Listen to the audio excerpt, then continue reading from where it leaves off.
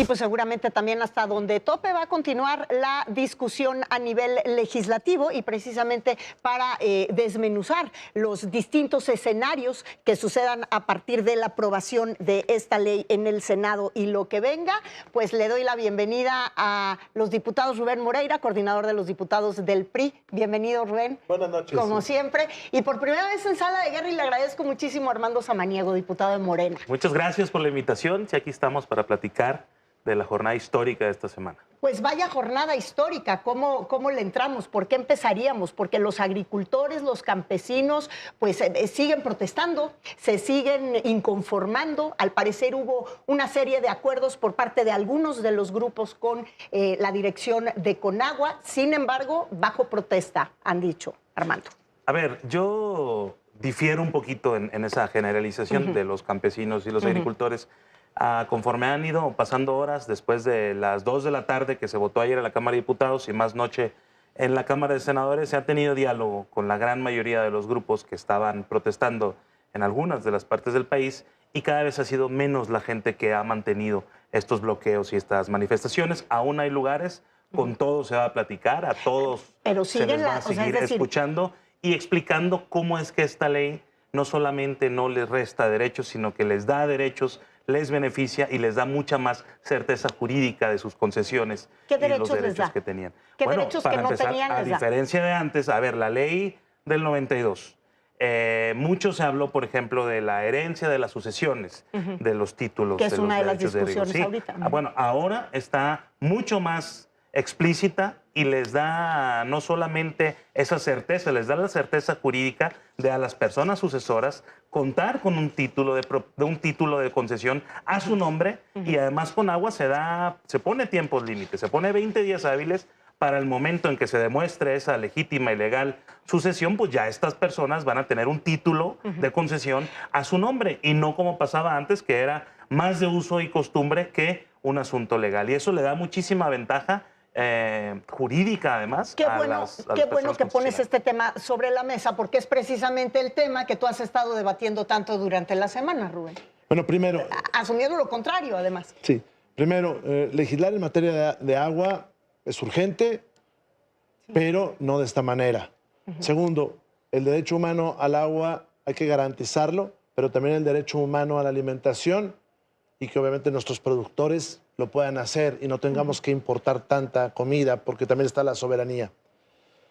Después, esta reforma es inconstitucional, porque hay una obligación en el artículo 2 de la Carta Magna de que debe haber una consulta a los pueblos originarios que no se hizo. Se trató de justificar con otros ejercicios que en el pasado hizo el gobierno, pero no se le presentó a los pueblos originarios de este país lo que se votó.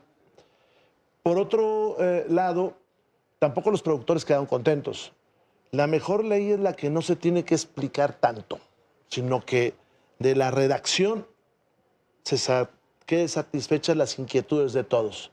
Y el artículo 22 que se votó dice, en su segundo párrafo, dice, los derechos amparados en las concesiones y asignaciones no serán objeto de transmisión. Luego se hacen procedimientos que parece que excluyen algunas de las figuras de la transmisión, pero dejan fuera otros. No queda muy claro cómo un particular que tiene una pequeña parcela con dotación de agua va a poder transmitir la propiedad del título de concesión. Luego parece que se protege a los grandes productores, a los oligarcas. Y luego, por otro lado, la sucesión va a dar a un procedimiento. Entonces, pues todo queda en confusiones nebulosas y creo que se pudo haber consultado a los pueblos originarios, a los productores, hacer una fase donde en el país se distribuyeran las reservas que se presentaron. Y cierro diciéndote, esta es el dictamen de Cámara de Diputados. El dictamen de senadores es todavía más grande que este.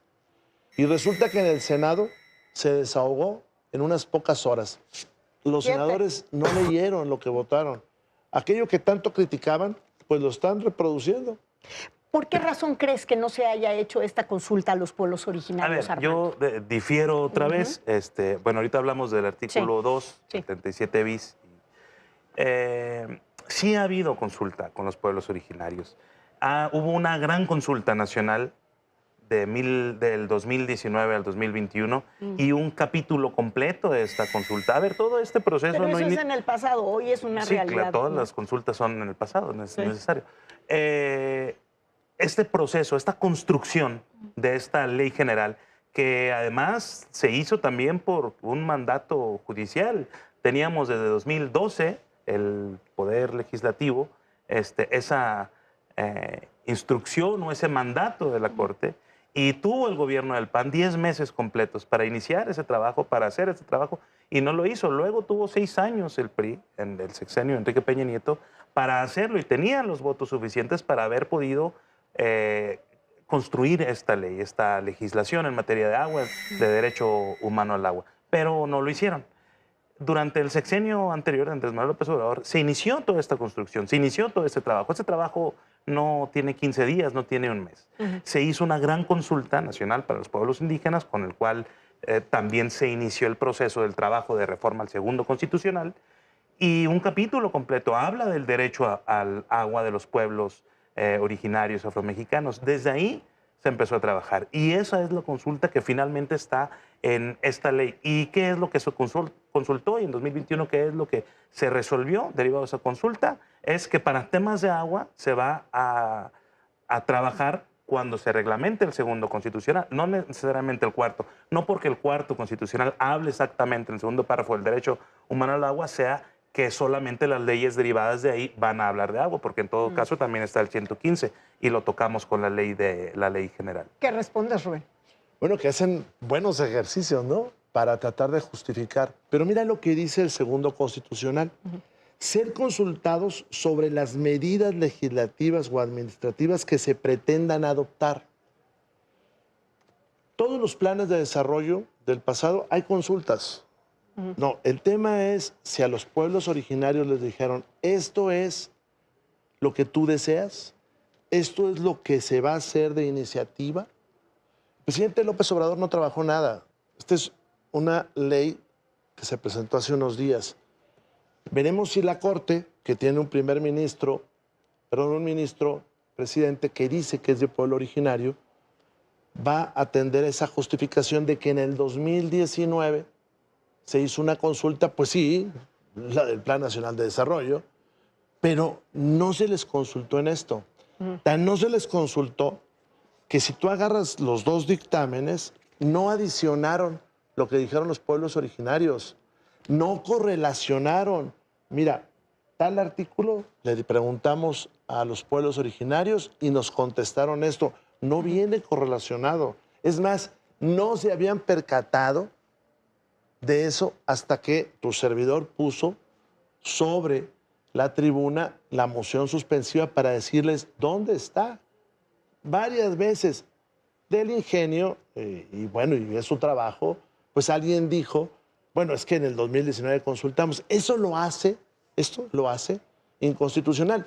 Pero también muchísimos productores están inconformes, porque además hicieron pues una mezcolanza de cosas entre punitivas, acuerdos con algunos de los grandes oligarcas del país y sobre todo un gran ataque a los pequeños y medianos productores. Entonces, ¿a qué podríamos atribuir tanta inconformidad de otros grupos de campesinos? Sí, porque si vemos en este momento no hay pueblos originarios que estén en este momento inconformándose y protestando. ¿Por qué? Porque como dice el coordinador del PRI, pues la mejor ley es aquella que no se tiene que explicar tanto, y se les consultó, se platicó mucho, y se socializó. No se tiene que... O sea, ha habido una campaña muy fuerte en medios de comunicación y de la oposición que ha tratado de engañar para jalar agua a su molino, y además se vale, porque ese es el trabajo de la oposición. No, pero no es una campaña, viene de la iniciativa. La presidenta Sheinbaum, según tengo entendido, corríjanme si me equivoco, el artículo 37, porque estamos hablando del 22, pero no desde el 9 de octubre. ¿Cierto? Cierto. O sea, esto lo mandó desde el 9 de pero octubre. desde enero se está trabajando la ley. Desde enero se hicieron foros regionales existe en un todas las estudio cuencas, de la ley. en todos los no estados. podemos decir que sea propiamente una campaña de los medios de comunicación definitivamente que hay están una gran campaña. Estamos hay una gran informando. campaña. Y el artículo 37 explica perfectamente cómo va a ser ese proceso.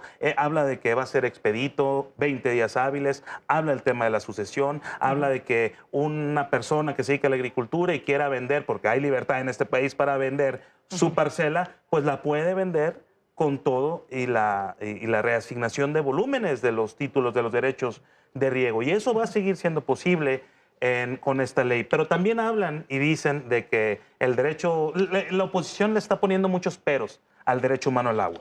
Y hablan del derecho humano al agua, sí, pero también de la seguridad alimentaria, y lo hacen para buscar ganar las simpatías del sector campesino al que tanto dañaron. Pero también en el artículo 37 habla de que la autoridad del agua, es decir, la CONAGUA, va a resolver mediante procedimientos expeditos. Bueno, la Conagua ya estuvo hablando con varios, con el sector campesino desde el jueves. Pero dice que lo que va a trabajar y las decisiones que va a tomar en ese sentido van a ser aquellas que beneficien sí al derecho humano al agua, pero también habla, y es muy claro, a la seguridad alimentaria y al desarrollo nacional. No se está dejando de lado a los campesinos. Platicamos con muchísima gente, con muchísimas organizaciones. Hasta todavía a las 6 de la mañana terminó la última reunión antes de iniciar la comisión a las 9:30 de la mañana, con los últimos acuerdos que se tuvieron, y por eso este número de reservas que no se había dado, creo yo, por lo menos en esta legislatura. ¿Por qué? Porque se hicieron adecuaciones, sobre todo de redacción, para que quedara muy claro que está garantizado sí el derecho humano al agua, pero los derechos adquiridos de los agricultores, de los ejidatarios, de la gente que se dedica a producir alimentos en este país para todos y todos los mexicanos, pues está garantizado. No va a haber violación de ningún derecho adquirido. Al contrario, se les va a dar esa certeza jurídica, y se trata de que haya agua para todos los mexicanos, no para agricultores nada más, no para la ciudad nada más, para todos los mexicanos. ¿Por qué? Porque hay lugares como Valle de Guadalupe, por ejemplo, en Baja California, que tiene un gravísimo los problema trabajadores, de agua. pues hay mucho desarrollo económico, hay desarrollo turístico muy importante, y están los trabajadores ahí 8 o 10 horas trabajando en grandes hoteles, en grandes lugares, pero luego llegan a su casa los mismos trabajadores y no tienen agua para lavarse las manos. Ese es el espíritu de esta ley, que haya agua para todos. Saber cuánta agua tenemos en México, porque además hay más de 20,000 pozos clandestinos en este país, pues hay que saber cuánta agua tenemos, en manos de quién está y para qué se está usando. Bueno. Varias cosas. El derecho humano al agua, claro que se tiene que garantizar.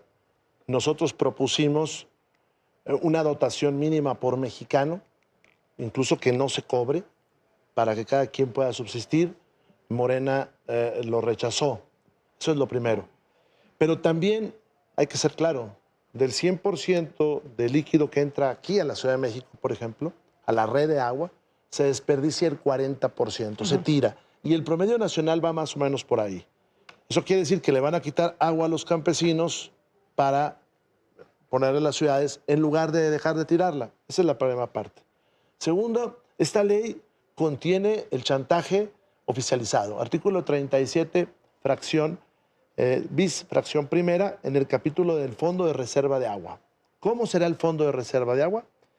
Dice, los vinculados, el agua que sea cedida voluntariamente a el fondo de reserva. ¿Qué quiere decir? Que van con los grandes empresarios y les dame tantita agua, porque si no, pues te sanciono con lo otro. Y así se hace, pues para entregarle a la autoridad agua, pero es un chantaje institucionalizado. Tercera, fíjate lo que dice, 22. Dice, los derechos amparados en las concesiones y asignaciones no serán objeto de transmisión. Los derechos preferentes derivados de la transmisión de propiedad, fusión y escisión de sociedades civiles o mercantiles y los derechos sucesorios se reasignarán de conformidad con el artículo 37. O sea, a los grandes empresarios sí les permites vender, a los pequeños no. O sea, un hombre solo no. Se les dio preferencia a ellos. Y los sucesorios les dice sí, siempre y cuando sean calificados. Y entonces, en lugar de que tú le heredes a tu hijo, pues te tienen que calificar si puedes heredar. Ahora, fíjate la perversión de algunas cosas. Dice, en tanto no se emita la normatividad señalada en el artículo transitorio anterior, se seguirá aplicando las disposiciones vigentes. Muy bien. Antes de la entrada en vigor del presente decreto, con excepción de las transmisiones y cambio de uso. Porque te digo, eso se terminó, la transmisión de las concesiones. Pero además hay otras muchas reglas, desde cárcel para los productores, hasta que tienes que avisar cuando hagas un cambio de cultivo, hasta que si trasladas agua te pueden meter a la cárcel. O sea, son muchísimas cosas las que se trabajaron aquí sin escuchar a la gente. Y termino. Yo quiero ver la consulta al pueblo Kikapú en Coahuila, o al pueblo Mascogo en Coahuila, o al pueblo Ñañú aquí en Hidalgo, o al pueblo Tomite-Pegua. Sí, no se les llevó esta ley. Ojalá y se les hubiera llevado. Si no, nos oponemos a que se legisle. Me quedan 2 minutos de programa. Vamos a hacerle llegar al coordinador la consulta de los pueblos originarios que acaba de mencionar, la consulta que en tiempo y forma se hizo. Y otra vez, agregar, insistir, vamos a seguir yendo a todos lados que se nos convoque para explicarle a los agricultores que es Morena quien ha venido a garantizar esta agua, que fue esta iniciativa de la Presidenta de la República que va a garantizar sí el derecho humano al agua, pero en la ley lo dice, y lo dice el 37, lo dice el 22, no se está pasando por encima de nadie. Los derechos ya adquiridos de ejidatarios, de productores, son derechos que ya tienen y nadie se los va a quitar. Y sí era necesario cambiar el estado de las cosas, sí era necesario poner un gobierno en el agua, ordenar las concesiones de este país, pero el sector agrícola es sagrado para el gobierno de México y no va a tocar ningún derecho y no va a pasar por encima de los derechos de nadie. Una conclusión de 30 segundos, Rubén. No hubo consulta, tan es así que no está referenciada acá. Lo que se hizo mucho antes, pero no le dijeron a los pueblos originarios, esto es lo que queremos votar. Siguiente, los ejemplos que pusieron de abuso ahí, que los abusos no deben de existir, son equivalentes al gasto y consumo que hacen cientos de miles de productores. Tercero, yo escuché a mucha gente de Morena odiar a la industria repesquera y a la industria de las bebidas. Si hay irregularidades, pues que las quiten. Pero hablaron parejo. Y ahora que viene el TEMEC, pues a mí me gustaría que los inversionistas vieran el odio que les tienen. Por eso, indudablemente, esta discusión tiene que continuar. También la ley menciona el desarrollo nacional. Precisamente, y en vísperas de la renegociación del TEMEC, no se trata de quitarle el agua a nadie, se trata de mejorar nuestros sistemas de nuestra relación entre las ciudades, el campo, la industria, para que alcance el agua para todos. Y sí hay inversión, por ejemplo, solamente para el Valle de Mexicali el próximo año va a haber más de 1,700 millones de pesos para el distrito de riego. Claro que va a haber inversión, lo contempla la ley, lo contempla el Plan Nacional Hídrico y es cosa que es pública además. Viene desaladora el tema de los ríos. Es una ley importante, es otra falacia, es otro mito que está en el documento que publicó el coordinador. Pero déjame terminar, oye, ya hablaste mucho. Pero eso no lo dijeron. Pero eso no lo dijeron ahí. Sí. No se criminaliza a nadie, al contrario, va a haber proporcionalidad y se quitaron algunos tipos penales precisamente por las solicitudes de las personas agricultoras con las que platicamos. Como les decía, la discusión va a continuar, yo los voy a seguir invitando, voy a estar muy contenta de que regresen, les agradezco mucho su presencia esta noche en Sala de Guerra y sobre todo a usted, gracias por acompañarnos como cada domingo, que tengan un gran inicio de semana. Yo soy Mónica Garza, nos vemos el próximo domingo.